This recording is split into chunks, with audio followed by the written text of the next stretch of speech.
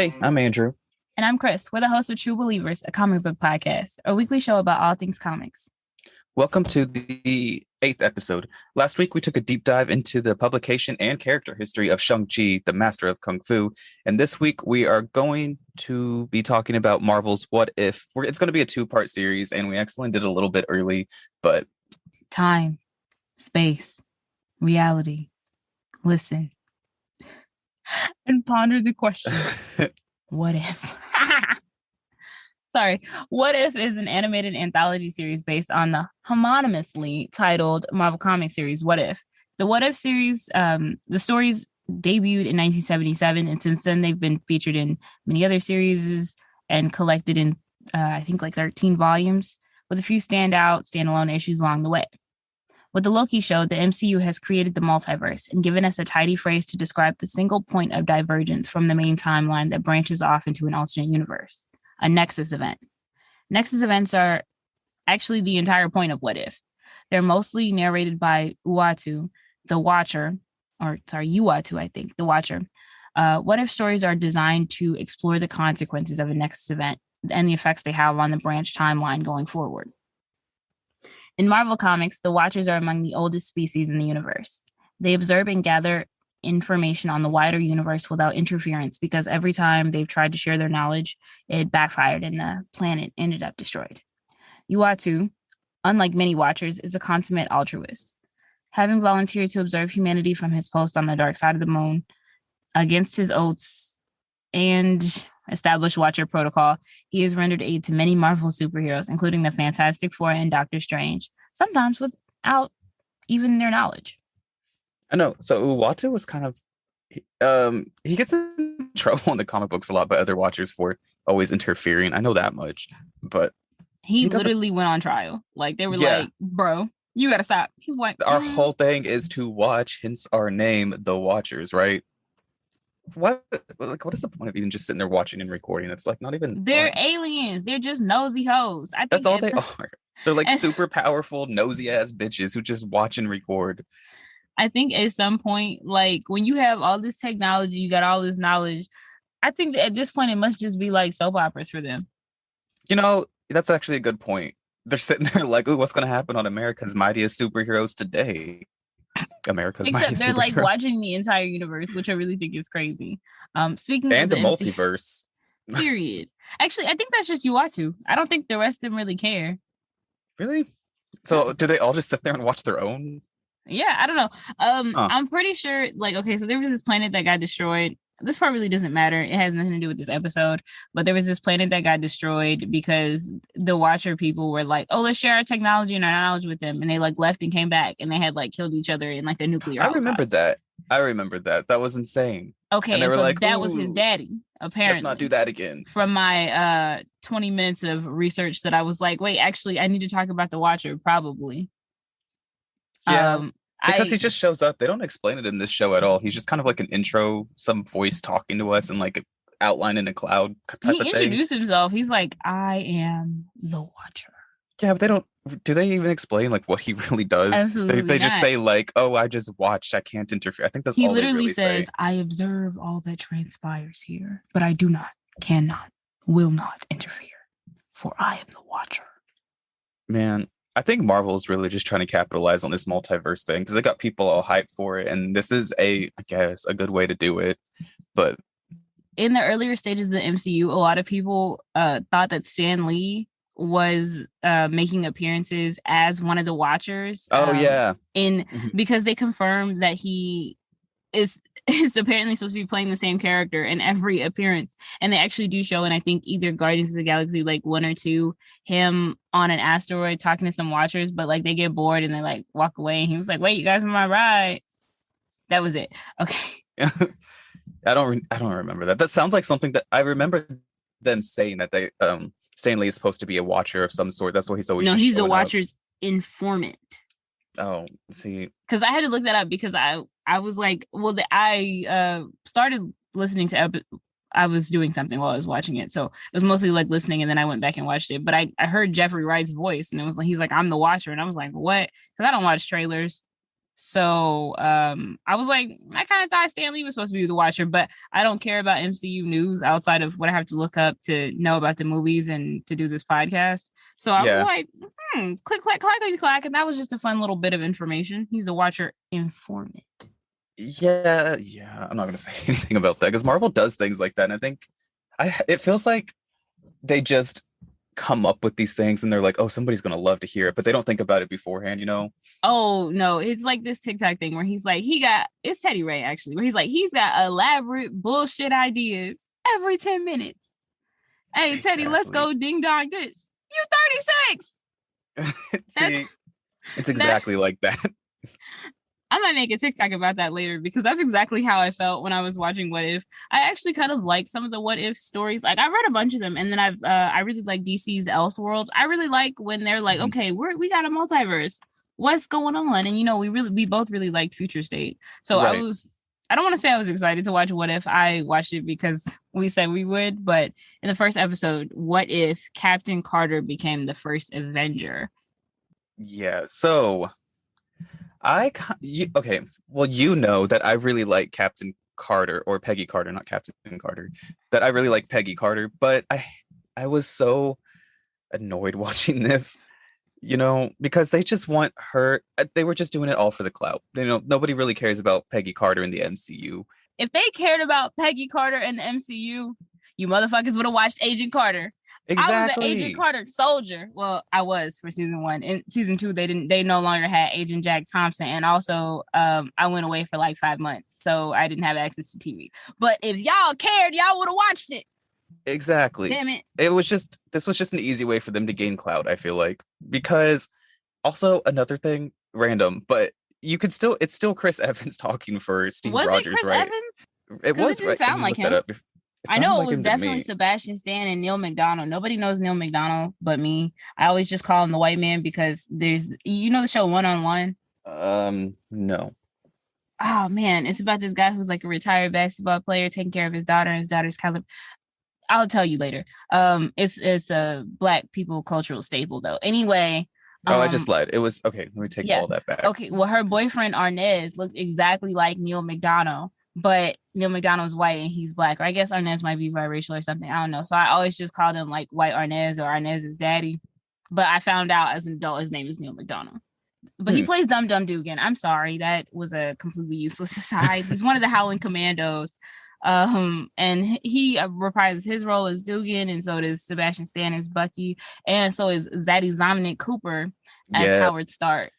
He did really good too, because you know, acting is completely different than voice acting. So I was kind of surprised with how these people actually sounded as like an animated character, you know. I was really impressed by that.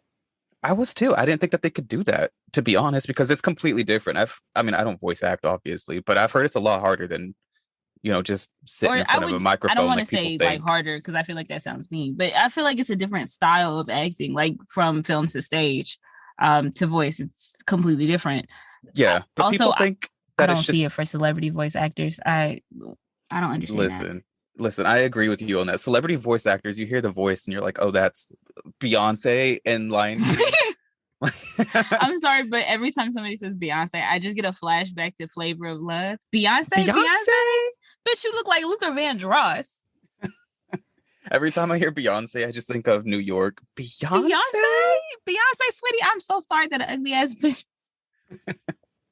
I love it, but no. I'm sorry, we're talking about Captain Carter. Carter. So I was deeply surprised with how good they were with the voice acting. I was like, okay, but the story shifts because I don't know if it's because Peggy noticed that this man was a Nazi ahead of time, but my thought was the strategic some reserve, the SSR, they had a leak somewhere because we never investigated where in which this man came from. Where was he at? Well, okay, I haven't seen the first Captain America movie in a very long time because honestly, I didn't like it. But what didn't they like? That happened in the movie, right? Yeah, like some guy shows up shoots, and he shoots Dr. Erskine. But the point where the timeline diverges is that Peggy Carter stayed in the room. I remembered that. Yes, and she was able to disable the man, but it actually happens. I think she saw him and made him, I don't know what made him tip his hand and like pull out his gun, but it was something because she was like, no, and then it was happening. But Steve hadn't had a chance to like get in the case. I don't know what that thing was, the weird machine, or he was in the weird machine, but he got shot. And it was like, damn. And then so the man kills Tommy Lee Jones and he kills Stanley Tucci. It was like, pa, damn, double homicide. And Peggy kills him because she a real shooter. She said, bop. Agent Carter said, bop. So she takes the serum, and then all of a sudden she is like 7 feet tall, buff as hell. Buff as hell. Like she came out like buff. I mean, I know that was the whole thing, but I was like, damn, Peggy, like calm down. Like her shoulders were buff and everything. She was thick, period. The whole way down. And then they made that like misogynistic comment, like, well, you're not going to need those heels anymore. Like, boy, fuck you. But that was what this whole episode was, too. It was just her tackling misogyny. And honestly, I saw the same thing in Agent Carter. So I was like, we've already done this. Also, in the last episode, when I said that thing about, you're not in this episode, it's from Chowder. I'm sorry. I meant to tell you that all week. They have this whole episode, and some parts of it, they don't make sense. But what really makes sense does really make sense. Like Captain Carter recovers the Tesseract early in the movie. I'm not surprised because women are smarter than men. The thing that didn't make sense was, why did Captain Carter have a shield? Because Steve had a shield because he wasn't very guns focused, even though he did have a gun. It was like all about protecting people. He needed an alternate weapon. I saw it like he had already made the shield for Steve Rogers, and he's like, well, let me just like paint over it. But the thing it was weird because I feel like that would have been an important, like a good time to tie Steve back into the story, and they didn't take that opportunity because Steve could have been like, Agreed. What about a shield?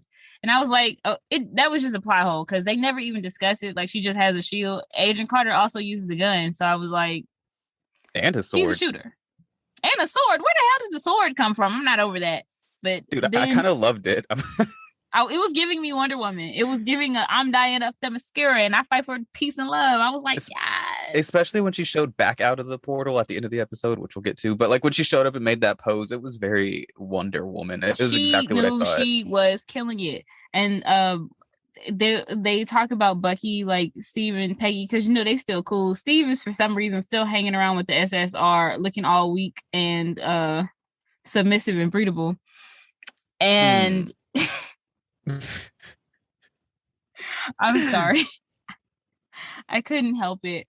But so Howard and Steve, they sitting around again having elaborate bullshit ideas, and Steve ends up in a giant robot that he calls the Hydra. It's either the Hydra Smasher or the Hydra Stomper. Hydra Stomper. Yeah, I hated that I had to commit that to memory because I was like, this motherfucker isn't a Voltron robot. But okay. And they recover the Howling Commandos, the 107th. I'm like, yeah, get them. Woo, woo, woo, we got this. And Steve does that let's hear it for Captain Carter thing, which I really liked it in the first Avenger when Bucky was like, let's hear it for Captain America. Woo, woo, woo. He did let's hear it for Captain Carter. And I feel like that was one of the only things that I felt like was missing from the show, The Falcon and the Winter Soldier. I felt like at the end, Bucky should have gave it a cute little let's hear it for Captain America. You know what I'm saying? Yeah. It'd be cute.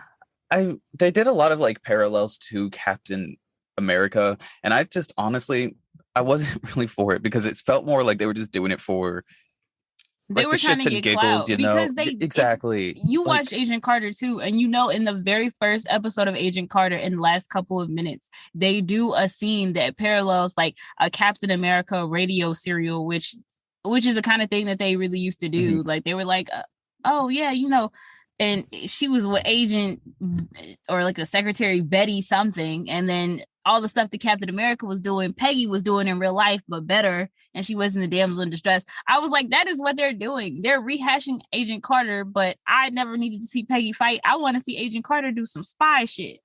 Yeah, this episode just ignored me because Peggy Carter is so much more than just a woman with a shield, And then if they were going to do another person as Captain America, like not to keep being on the Falcon and the Winter Soldier is nuts, but you know who they could have showed? Sam Wilson. No, Isaiah Bradley. Oh my God, Isaiah. Yeah, I forgot he was in that show. My bad. With Peggy Carter, though, I did like that with Captain Carter, though, I did like that they kept referring to the first dance that they're supposed to have. I was like, I'm glad that they definitely are doing that, even though Peggy Carter is definitely like the dominant one here, which I think she was still the dominant one even when fucking Steve Rogers took the serum. Like Peggy was always the dominant one, right?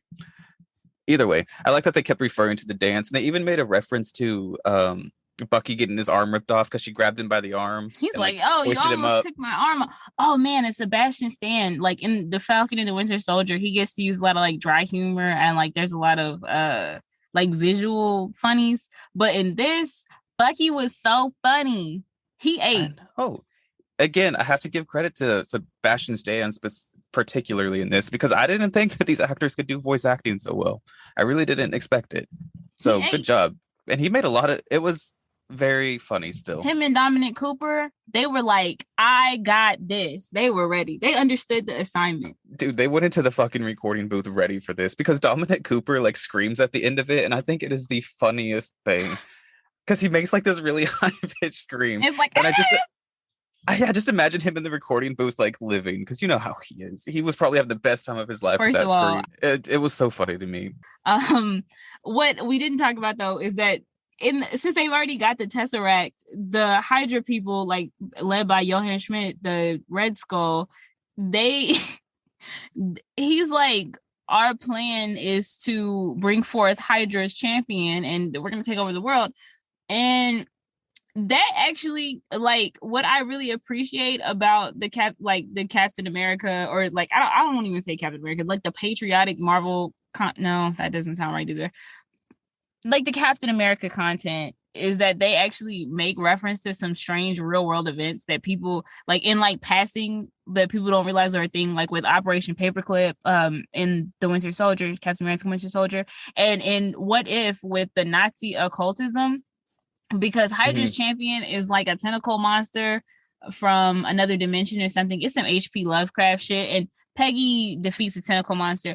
But a lot of people don't know that Nazis were like super into the occult. Like they had occult arms or whatever, and that's what, I don't want to say that's what Hydra's supposed to be, but like Hydra was like founded by a Satanist or some shit in the comics. So real Nazis. That what Hitler was like obsessed with the occult for some reason, and like was always looking for weird shit. So Hydra, you know, being a Nazi organization, definitely should have been the same way. But yeah, it ends with fucking, they have the Tesseract, the Red Skull does, and he opens this portal with a giant tentacle monster. And no, they didn't have the Tesseract. Did they have the Tesseract? Because I could swear that America had the Tesseract. I think he just had some portal shit. Oh, well, I don't know what he had. I thought they had the Tesseract. So either way, there's a giant portal coming out with like this tentacle monster, and I was like, what the fuck? Just what the fuck? How is that Hydra's monster person leader? I was like, their champion. We are stretching here. We are really stretching on this one. Like, it didn't even make any sense. A lick of sense. The only thing that made sense was that they have the Hydra symbol is like an octopus monster, and this is a tentacle. Oh, I didn't even consider that. Yeah, that's all I got for you. It made no sense. Like, what the fuck is this tentacle monster? But you know, whatever. She gets a sword and she defeats it.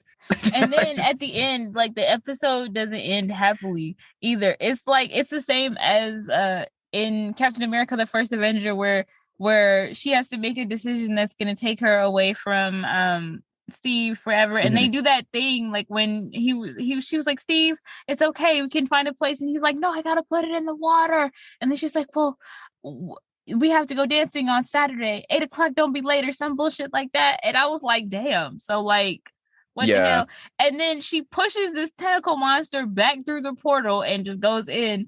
And then the next scene is her talking to Hawkeye and Fury.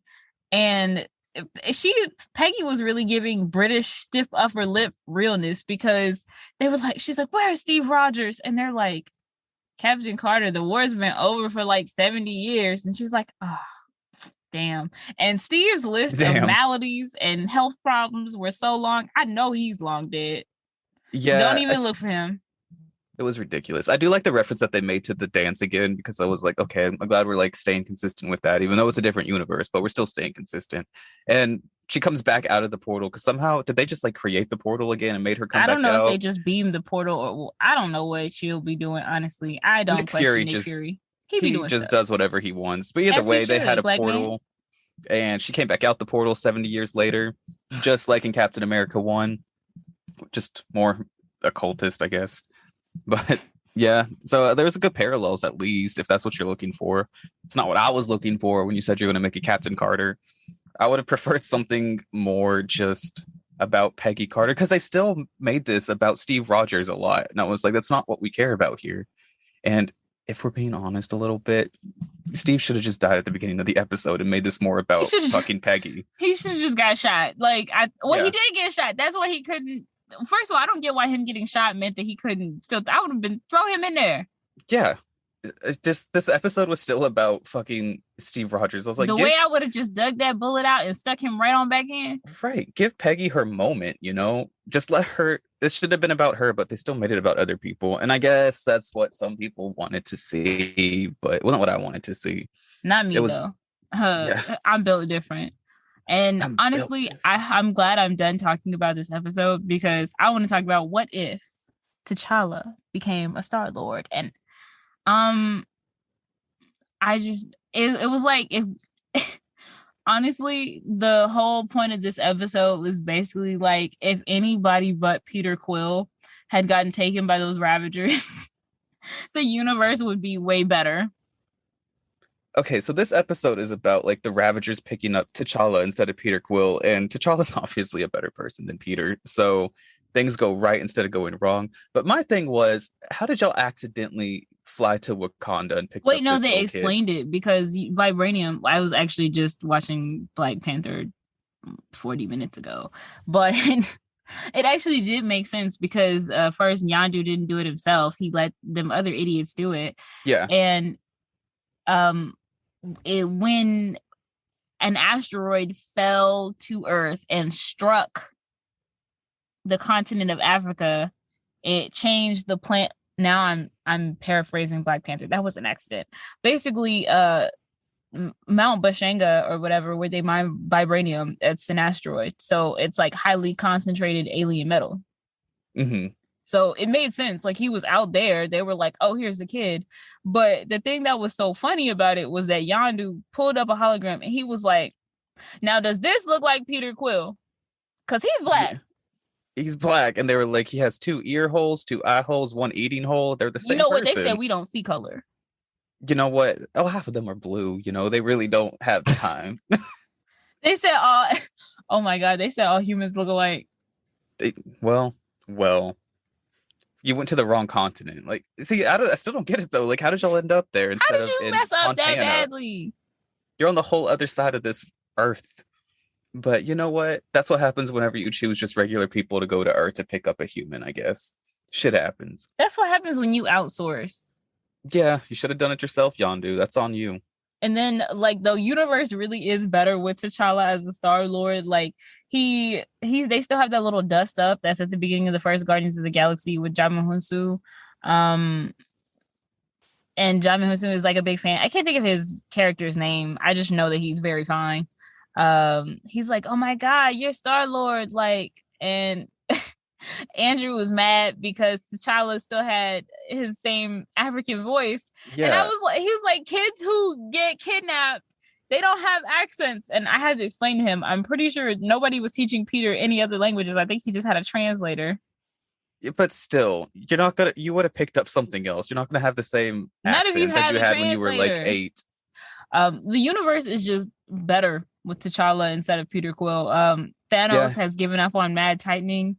He solves every single problem that the normal world has. He solves every single problem. So that way, like, pretty much the universe is just happy. Like, they're just happy now instead of worlds are dying. Thanos, like Drax the Destroyer, his world is his world. He's like, hey, let's get a pic. Got to send it to my wife and my kid. Yeah, and then they took like a really terrible picture, and then he's like, "Oh, you look bad in this picture. Let's do another one." He's like, no, I'm sure it's fine. He's like, no, I look good. You look very bad. I was like, damn, you can't beg me for a picture and tell me I look like shit. It was pretty funny though. But Thanos still wants to kill half the world, and everyone keeps calling him. They're like, that sounds a lot like genocide. And he goes, no, because it's he's random. Like, it's random.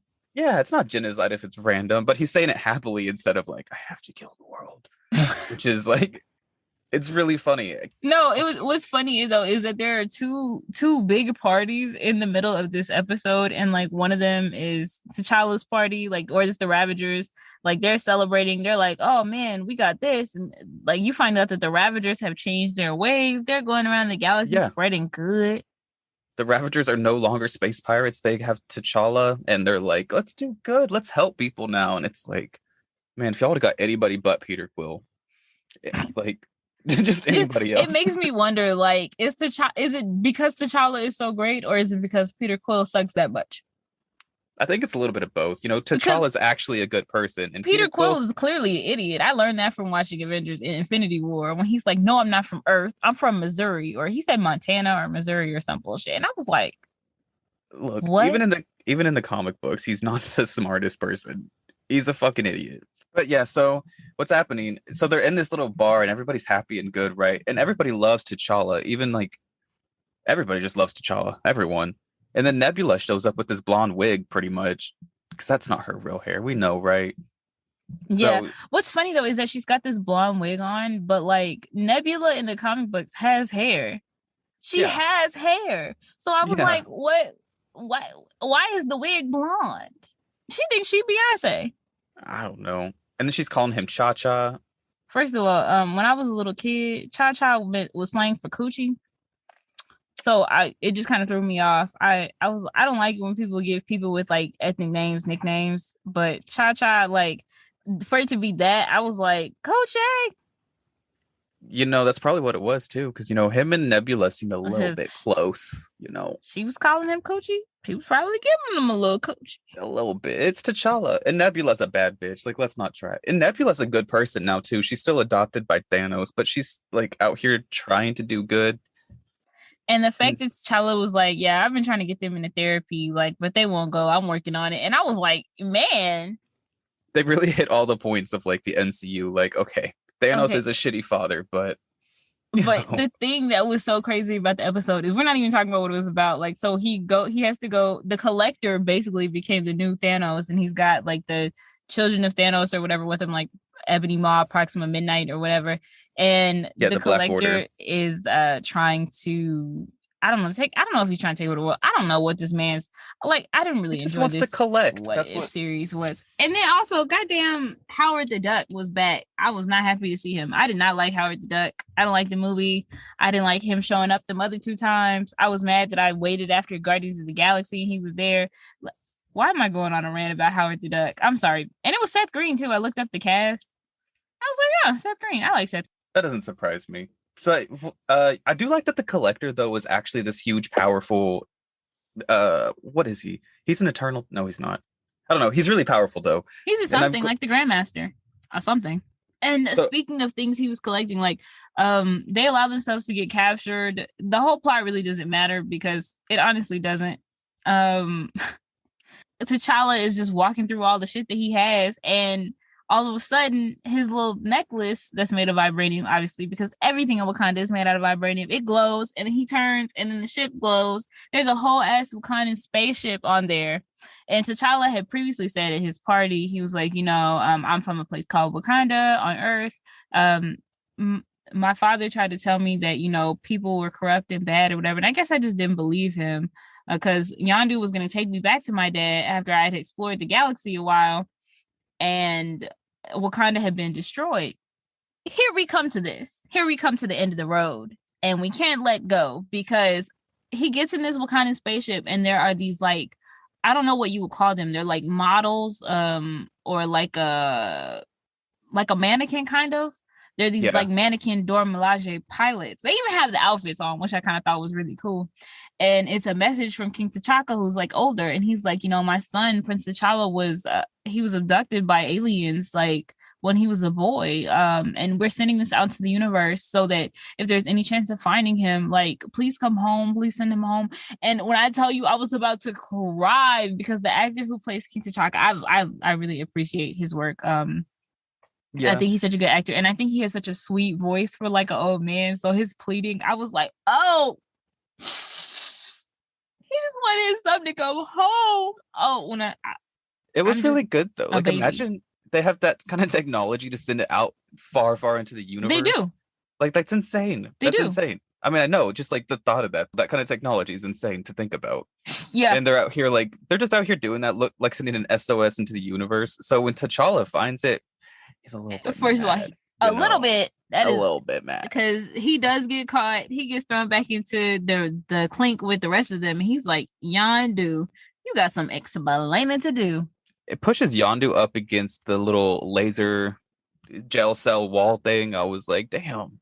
Like, just fuck Yondu. Mad. He is mad, right? That could have fucked him up. We don't know what that laser is, but it really didn't do anything. But still, it could have. We don't know. And then he's mad. He's screaming at him like, you told me my family was dead, that my country is gone, blah, blah, blah. And I was like, damn. He was like, nah, this was for the best because we're explorers. And he was like, you are a liar and we are nothing. And I was like, period. Because I'm with you, T'Challa. And then he said, I'm still your daddy, just like he said in the original. Your daddy. Your daddy. And I was like, shut the fuck up. You're out here lying to two kids now. At least with Peter Quill, he was lying to him for a good reason. Like, you don't have I guess he did still have like grandparents on Earth, but your dad is like a space genocider. Yeah, he knew his dad was evil. He was trying to help save him from his dad. What I think is funny is that apparently like he had delivered a bunch of other kids to his evil dad. So I was like, damn, what made this the like Yondu has a heart after all for Peter Quill only and T'Challa. He's like, I might not be your father, boy, but I'm your daddy. Which, by the way, one of the funniest lines in the entire movie. But so they get out of jail because that was kind of the plan the whole time, was to get in jail and Nebula was going to save them. Was it Nebula? It was Nebula. It was Nebula that saved them. And then she comes and she saves them. So they get out of jail and whatever. And they go fight the Collector. I don't even remember what they were looking for. They were looking for some kind of like magic space seeds that could bring life to any planet, basically. Yes, because they are altruists. Yeah, they're just trying to save the universe. And it was funny as shit because the Black Order is there, like you said, and they're just kind of protecting things. And Thanos has to fight it's Ebony Maw. No, it's not. Ebony Maw wasn't there at that point. I'm pretty sure Midnight, and it was the Cole. The Cole? What the fuck is the giant one's name? Dwarf something. I only really remember Proxima Midnight. I remember Ebony Maw because I kind of think, I don't want to tell you what I think now because... Do you think he looks like an oyster? Because I've always thought he looks like an oyster. No, I thought that would make a really good porn star name. Never mind. He looks like an oyster, though. There might be a market for that. So Thanos is fighting the Black Order, which is, I can't think of his name, the big one with the hammer, and Proxima Midnight. But except Proxima Midnight was outside at first. And these two idiots, like, it was like Thanos and whatever Djimon's name is, they're like having a fist fight. He's like, Captain Genocide, and then Proxima Midnight is like, it's a distraction. So the whole building goes on lockdown, and that's when all this stuff really starts happening. And they get the seeds or whatever, and they do the exact same thing they did at the end of Guardians of the Galaxy to the Collector. Like, they open up all the cages, and they're like, here you go, random assistant lady played by Ophelia Lovibond, whose name, I remember that her name is Ophelia Lovibond, but I have no idea what her character's name is. I don't know. But I know that, so Thanos is fighting the dwarf guy, whatever his name is, in Proxima Midnight. She stabs him in the leg. And this is like a bonding moment for Thanos and Nebula. Because Thanos is getting whooped by both of them, which, again, doesn't make much sense either, because Thanos can whoop both of them. Well, whatever. So then Nebula comes back to help him and throws seeds into the big hammer guy's mouth and kills him with like magic seeds because fucking vines just shooting everywhere. It's insane. It's giving Jack and the Beanstalk. Exactly. Yeah. And that's how you kill the giant guy with the hammer. What is his name? It's killing me.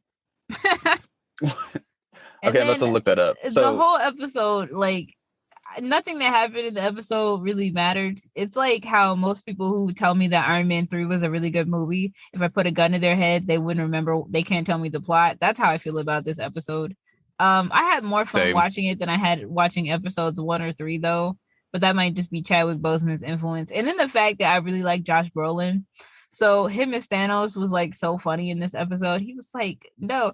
Also, they go back to Wakanda at the end of the episode and they're like, oh yeah, that sounds like genocide. And he's like, no, because it's perfectly random. Like, they're just having a whole party. Like, they walk into the throne room, like when Killmonger came in Black Panther, and he's like, oh, I'm standing in your house.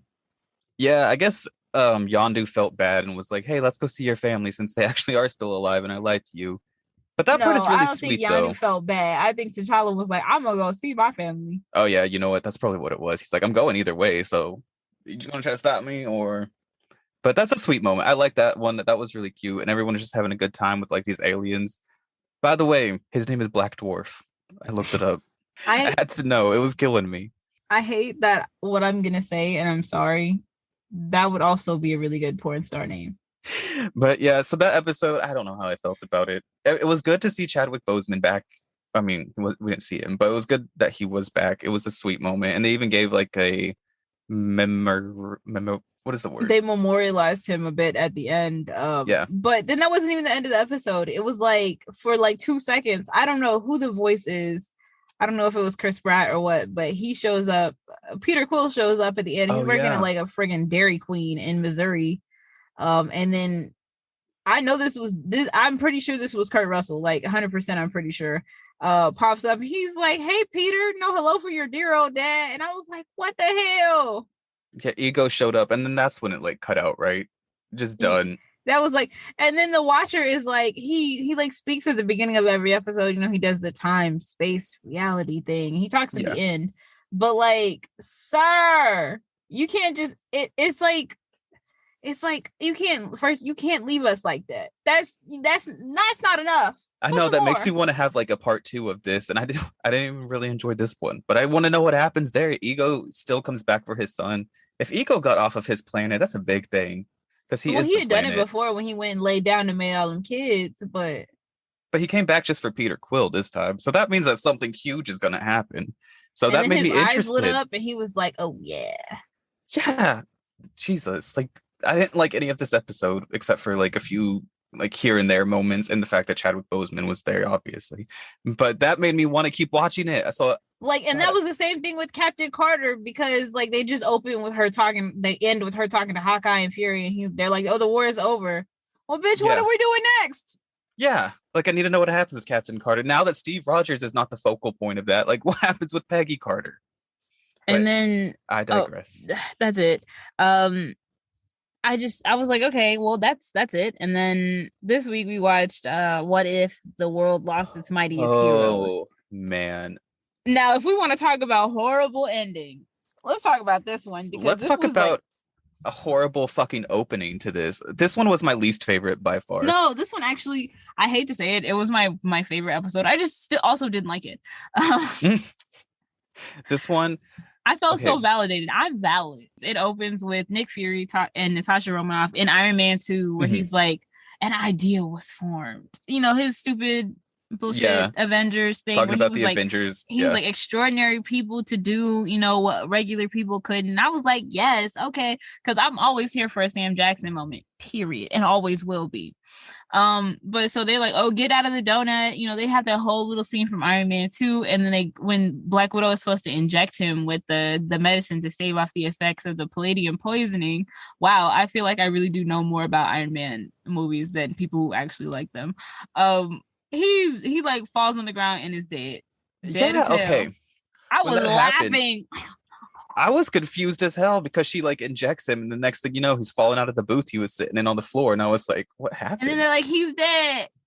And I'm sitting here like, "What? What?" I'm sorry, but the way he fell over, that was so funny. And I didn't read the title of the episode before I watched it, and then I don't watch trailers or anything, so I was like, I had to stop the episode after I had laughed because I was like, "Oh, he's dead." I didn't realize he was dead, and then I was like, "What if the world lost its mightiest hero?" What? Yeah, I'm gonna be honest. I didn't read the title of this episode either, so I went into this just completely ignorant to all of it. So I didn't know what the fuck was about to happen. And then he falls over dead, and I was like, okay, we're and then like Black Widow, you going to jail. Send her to jail, and then she's walking in with the handcuffs, and she's like, I can get out of these, right? And he's like, I'm expecting you to. He's like, girl, somebody within Shield has killed Tony Stark. He's like, I need some boots on the ground. I need my eyes in the sky. She was like, oh, I got this, Nick. I got this. So they got her on the transport ship. Gets out of the handcuffs. Everybody is. First of all, that part was actually funny though, because she's sitting there in the back of the little truck thing, and then she's like, hey, can we at least put some music on? You guys are really boring. Y'all aren't saying anything. Can we put music on? I'm bored. And then she's like, all right, so I had to make some fun in here. And she like gets out of the handcuffs, just starts beating everybody.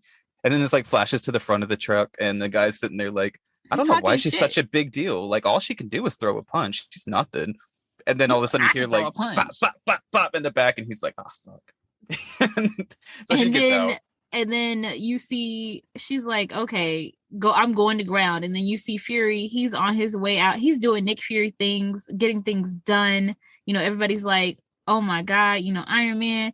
And then I did not realize that Thor 1, Iron Man 2, and I don't remember what the other movie was. Oh yeah, Hulk. The end of Captain America, the First Avenger. That all happens within the same week. The same week. I didn't realize that either, because the Watcher said something at the beginning, like there was a week in time when so much happened or some shit like that.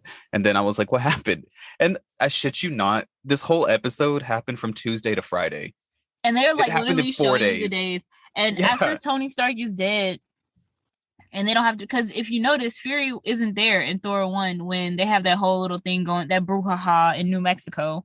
But since Tony Stark is dead, he's like, well, I might as well go. So he ends up being on the ground when Mjolnir hits, like after Mjolnir's hit Earth. Are they in New Mexico or are they in Arizona? But either way, they're like all up in the desert. And when I tell you, Coulson was like, there is a hot guy who's like 6'3", 6'4", blonde, incredibly great hair. He is out here beating everybody's ass. And Fury is like, what? It has a moment where he's like, because he said there's a great hair thing, then it flashes over to Thor, who like waves his hair in the wind like it's a fucking shampoo commercial. But what's funny is he does that. He does that in Thor 1. He literally whoops everybody's ass, shakes his hair out. It's funny. It was actually really funny. And then it continues, and then like how it happens, he's running through that facility going to get Mjolnir, and then Hawkeye is there, and they're like, Barton, hold your eyes fire in the sky. Yeah. And he's like, oh, I'm already here. And he's like, oh my God, Coulson wasn't kidding, this guy really does have great hair. They're like, damn, this is a hot guy. Yeah, it was that part was funny. And then so they're sitting there, and he has like he's got his sight on Thor, and like he's got his bow drawn like he does in the movies, and he's like, hold your fire, and then all of a sudden he shoots the arrow, and you're like, what the fuck? I was confused. What happened to the original plot of the movie? I know. I was sitting here confused as hell, because again, I still hadn't read the title of this episode, and I'm like, because this arrow kills him. I didn't know that he could die from an arrow, but apparently he can. But I think that's just because he didn't have the power of Thor. Yeah. Because Odin cast him down to Earth with no powers. And that's why he got tased them 2 times by the girl from Two Broke Girls. Yeah. Do you think he feels like shit now? He's like, I'm going to teach you a lesson, Odin. I'm going to teach you a lesson. And then his son gets killed by a fucking arrow. I would feel about that is so funny. Yeah. An arrow. I sat there. I had to pause the show. I sat there and I'm like, why? And then it continues. And then obviously Barton gets arrested, and he's sitting in his little jail cell, and they're talking outside the jail cell, and Barton's going through it in there. He's talking to himself like, I don't mess up. I don't do this. And the next thing you know, Nick Fury walks in there to talk to him. He's like, he's going to talk to me. We're going to see why he killed this man. And he's like, hey, wake up, because he's just sitting there now. And then he like kicks him, and he falls over, and he's dead too. And you're like, dead as hell. What shoes he got on? This is only like a Wednesday, y'all. This just happened on Tuesday when Iron Man died. And this is Wednesday. And then so let's put at the count. There's 6 original Avengers. There's Captain America, Iron Man, Black Widow, Hulk, Hawkeye, Thor. So there's 6 original Avengers. Yeah. Now so we got Thor down for the count. Iron Man's dead. Hawkeye's dead. So we got 3 going. All in 2 days. And again, so this was in either Arizona or New Mexico. And then Tony Stark was in New York. How are these people dying so quickly? I thought it was in New York. I thought that's where like Stark Tower was. So he had moved to Malibu. Either way, it's still not very close to each other, which means something is happening a lot in this one day. Well, if it was in New Mexico, I want you to know that is incredibly close. Yeah. And then, so the B plot is that Agent Romanoff is doing some spy shit. She goes, while all this is happening, she goes and finds Dr. Betty Ross, who is Hulk's girlfriend, right? A lot of people don't know this. Y'all don't know the deep magic because y'all ain't never seen The Incredible Hulk, which I don't think anybody likes except my cousin Robert. I've personally never seen it, but I know that Betty Ross is his girlfriend. And she's like, Dr. Ross, I'm looking for this information. I need you to help me. And then she's like, oh, whatever this was, it's not human. And that's really all I can tell you. Anyway, you got to go. And she's like, okay, whatever. Because obviously she knows something's going on, but she can't be bothered. Fury calls her and he's like, Natasha, I need you to go to ground because my Avengers initiative, yeah, it looks like they're all being taken out. And then she was like, well, what does that have to do with this or with me? And she's like, oh, you and Barton were on the short list and Barton is dead. Mm-hmm. So now Natasha's thinking that she's next or Banner is next. One of the two of them. Well, yeah, because she's like, the only two other people, he's like, it's you and Dr. Banner. And so she goes back to Dr. Ross and she's like, hey, listen, ho, where he at? Because I ain't got time now. Somebody looking for us. Mm-hmm. And then Bruce Banner just pops up. He was like in a cupboard or something. I was like, damn, so you just living like a mole man. And then it fades back to Nick Fury at this point because there was a massive energy surge or whatever, which was the fucking Bifrost coming down to New Mexico, by the way. I did look it up. You were right. It was in New Mexico.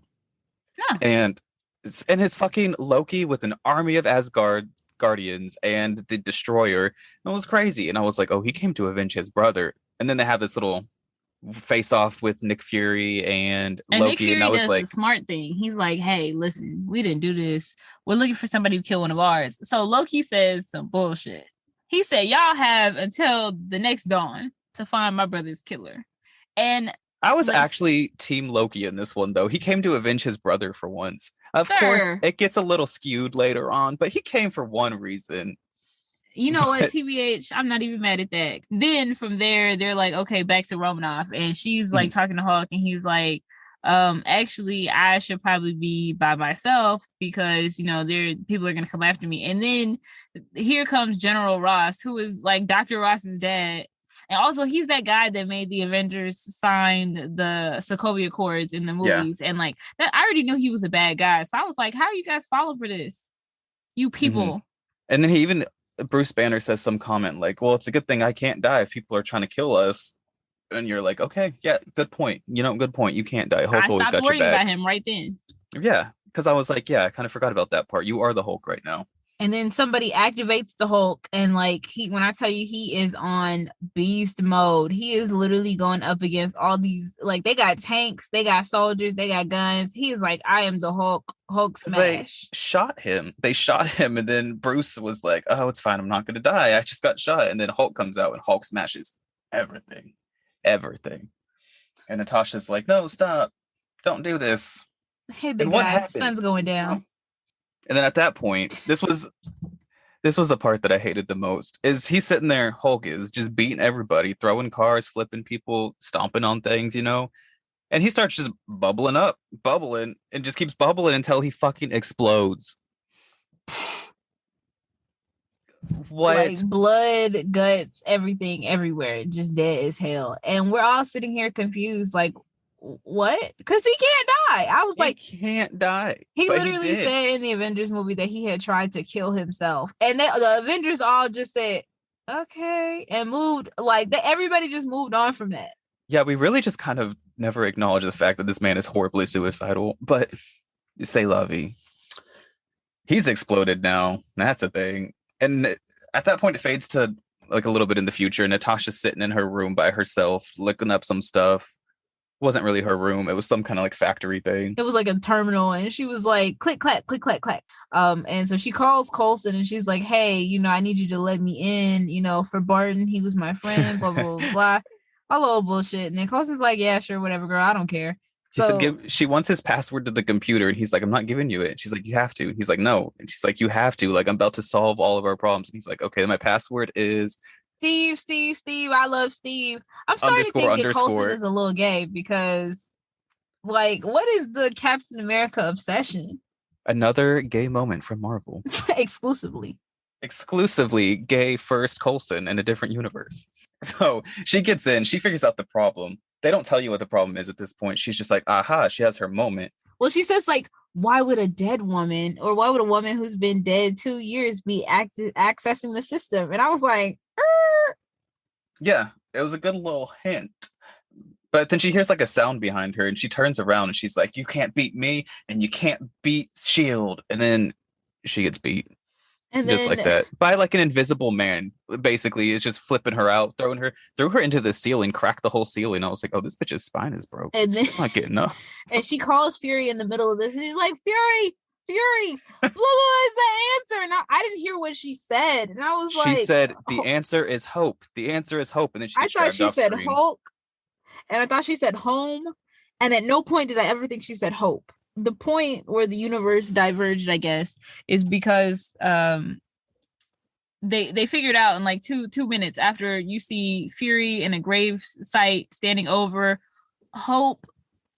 He's listening to the voicemail from him and Coulson are listening to the voicemail. And Coulson's like, you're the last remaining Avenger initiative. And then Nick Fury's like, I'm not the last one. And I was like, oh my God, I know who that is. And that was a fun time for me. Did you? Only fun time. I guess I haven't. I still gotta watch Ant-Man or whatever, I guess. No, that wasn't the last Avenger. It was Carol Danvers. Because he pulls out his. Yeah, because he pulled out real the first the Avenger. beeper. Yeah. So that was the only part I actually genuinely liked in this whole episode. No, the part that I really liked was that Fury is standing in the middle of a graveyard and he's standing in front of a grave and it's Hope Van Dyne's grave. And I was like, oh, this hoe is dead. And then I was like, oh, I never saw Ant-Man. Was she like a SHIELD agent and then she was like dead or something? I was like, oh, is this where the timeline divulged that she was dead? And then her dad, it was Hank Pym and he was evil. And I was so shook because I was like, I am so valid. Did I not say to you about 3 weeks ago that if Hank Pym and Reed Richards like didn't have good people around and they would be full on supervillains? They're both two major life events away from becoming supervillains. In his defense, if my daughter died and I was like a super powered thinking person like them, I might turn a little evil too. And he had the yellow jacket suit on, which by the way is one of the worst costumes I've ever seen. The fact that it's yellow sucks. I hate that. Yeah. So that's what it is. He was big mad, and he starts trying to fight Fury, and Fury is not having it. He's literally so agile. He's moving around, and he's like, you never cared about her. Da, da, da, da. He said, I don't give a damn about any of them. That was the exact quote. He said, I don't give a damn about none of them. I was like, okay. And it was so funny. I was laughing so hard, and that's where I noticed that something was wrong. Because then Fury starts moving impossibly fast for a man his age. Because I don't know how old over this man. Like he is dodging punches and hits. He's completely avoiding everything. He flipped over him. He's moving impossibly fast. And Hank Pym says that too. He says, "You are so agile for a man your age." I was like, "Period." As you should. You're Nick Fury, but it's not Nick Fury. It was Loki. Loki is like, that was fun, because he gets him to admit that he was like, oh yeah, I killed that God guy. I killed so and so because you were just gonna convince them to join your organization, and then you were gonna do this. I was doing them a favor when I killed them. I was like, dang. It was the most stereotypical evil villain thing that you could have done. His whole thing, he's like, I just wanted you to feel the way I felt. And I was like, first of all, sir, like your daughter died. I'm pretty sure that does not equal Thor dying. But first of all, so your daughter dies, that's one woman. And you're going to say F the entire world? Because we do need the Avengers for some things. Yeah, because after that, obviously they beat Hank Pym because it's Loki and Nick Fury. So obviously, he's going to lose. And he does. And then he just gets taken away and whatever. But you know what happens after that? Nick Fury says to Loki, like, hey, we were a pretty good team. Or Loki actually said that to Nick Fury, that we're a pretty good team. We should, team up more. And then Loki's like, actually, I have better ideas. Fast forward to Friday, Loki has already taken over the entire fucking world because the Avengers are gone. One day. President Loki, his way into that thing. He was like, all the United Nations have agreed that I'm going to be the sole ruler of your planet. Thank you so much. Like, and I was like, girl, bye. And then this was one day he took over the entire world. I was like, okay. And then the last remnants of like SHIELD and anybody to do any kind of resistance are like Fury and Coulson. And then Fury standing there in front of a block of ice, and he's like, okay, welcome back, Captain. It's Captain. First of all, Captain America's in the ice. He like rubs it off a little bit. And you see the shield. Mm-hmm. And then you turn around and guess who's behind him? Captain Marvel, Captain Carol Danvers showed up. And she said, "Who we fighting?" I said, "Her," as a She hot girl did. does. She came on and she's like, "All right, I'm ready to fight." And I was like, "All right, so Loki's about to lose by Saturday." And does and will. And then And that's will. just how the episode ends. Like, so like we've got the tiniest bit of hope, and like that's all we have. It's really the fact that this happened from Tuesday to Friday is what got me. That's what This got man you. really went over all of America to kill everybody. And I was like, all right, respect a little bit. Like, that's dedication, if nothing else. Evil Hank Pym is not something that I've ever cared for. And I don't like when he's Yellow Jacket. So here we are. I wasn't here for it Like personally. Loki. Well, that's the first 3 episodes that were out. What are your thoughts for the rest of the episodes? I looked at the cast list for What If, because it's readily available as all things are on Wikipedia. Mhm. And I know we're gonna see Michael B. Jordan back. We're gonna see as Killmonger. Natalie Portman's coming back. The Grandmaster is gonna come back. The Ancient One is gonna be there in a very racist way, I'm sure. I'm sure. Angela Bassett is going to be back. They're going to have, Period. there's going to be zombies also. So I know there's going to be zombies and at least a zombie wasp, Oh. which terrifying. And Spider-Man is going to be hunting zombies, I guess. I don't really care about anything else. I'm going to watch the rest of the episodes. I'm kind of interested, but like, I think the Night Nurse is coming back, but not the Rosario Dawson one. The Notebook lady, Rachel McAdams. She's going to be in it. I don't really care about that. What I really care about, I want to shout out Jeffrey Wright as the Watcher because he is eating. No, the executive producer literally said he felt Jeffrey Wright's vocal performance inspires a sense of humanity. And he's cast because his voice mixes power, charisma, and authority with a warm personality. And that's what he's giving because when he said... does. And does. When he said that he cannot help, he was, what did he say specifically? He said, I watch and I observe, but I do not, cannot, and will not interfere. Though this specific Watcher interferes so much, I feel like at the very end, like at the end of the season, he is going to come in and wrap all these storylines up. He's going to be like, hey, do this, do this, do this. He's going to jump in. I hope so. I kind of, like we said at the beginning, we do like Elseworld type things, and we do like What If. These 3 stories just were not it for me. I just want to see one that ends happily.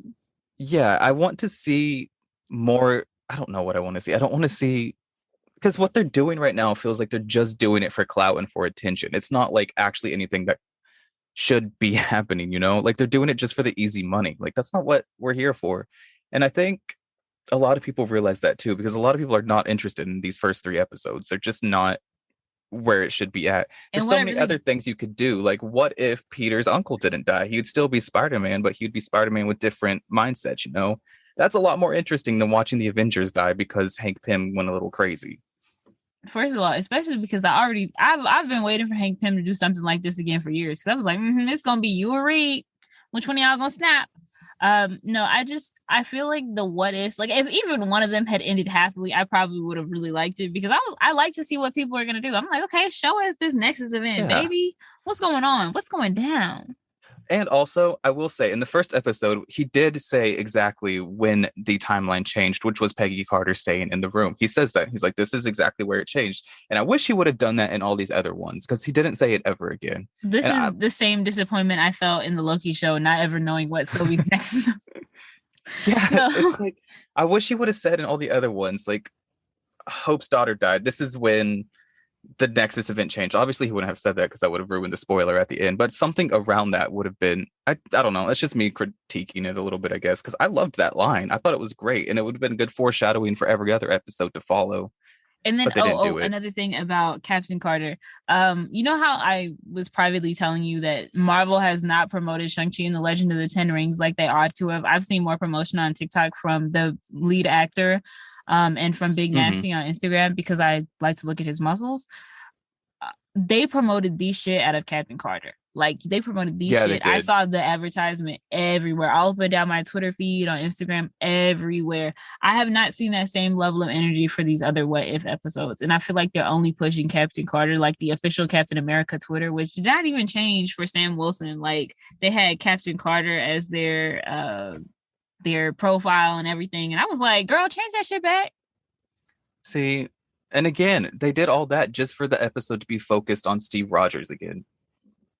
Wasn't even about Captain Carter like it should have been, which is my own personal beef with that. I don't know. I think that these could have been a lot better. They could have chosen much better what ifs to happen. There's so many good options, but we'll see what happens with the rest of these. I'll continue to watch them. I just hope they get better, you know? Oh, and a fun fact for you, because I guess we're done talking about the episodes. Poison Ivy in the Harley Quinn animated series was the voice of Black Widow in our third What If episode. Really? No, I said, did I say Harley Quinn? I meant to say Poison Ivy in the Harley Quinn animated series, but that lady, her name is Lake Bell. Yeah, I know what you meant, but I didn't know that. I loved her voice. I loved her voice as Natasha. She that was one thing that I eating. did like. That's it for this week, right? Yeah, that's all for this week's episode of True Believers. So thank you for listening and all the support that you continue to give us. We'll see you next Wednesday, September 15th, where we'll be doing a spoiler heavy review. Lots of spoilers. We'll be breaking it down probably better than we did these first two episodes. And I will literally be telling y'all all my thoughts about the soundtrack to this movie, because I already have them and we only have two singles out. So yeah, tune in next week. It's going to be about Shang-Chi. We're going to go watch the movie and review it. And yeah. Again, this movie has been unfairly labeled as an experiment by executives and could determine the release of the next phase of the MCU. So if you care about that at all, we ask that if you're able to do so safely, that everyone go out to support the movie. I mean, I also just think it's going to be a really good time. We're available on all major streaming platforms except for my now nemesis, Pandora. And if you like the show, please leave us a review and continue sharing with your friends. And as always, if you want to leave a suggestion on what we read or watch, you can find and DM us on Instagram at True Believers Pod and on Twitter at True Believers P. Or you can even email us at one True Believers Pod at gmail.com. And Andrew made me start a TikTok. Goodbye. Bye. Thanks, guys. Bye.